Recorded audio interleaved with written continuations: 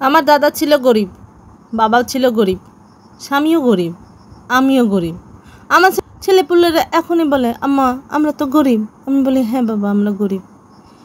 School college varsity সব পার করেছি, যতগুলো বন্ধুবান্ধব হয়েছে সবগুলো গরিব। ফেসবুকে কাজ করতে আসলাম, এখানে যারা পরিচিত হলো তারাও গরিব। আমি এতগুলো গরিবের মাঝে একটা মাত্র স্পেশাল গরিব। আমার চারপাশে শুধু গরিব গরিব আর গরিব। আমি কতদিন আর গরিব থাকবো? আর ভাল লাগে না, আর ভাল লাগে না, দূর চাই। মোট কথা হলো আমি খানদানি গরিব, মানে গরিবের বংশধর।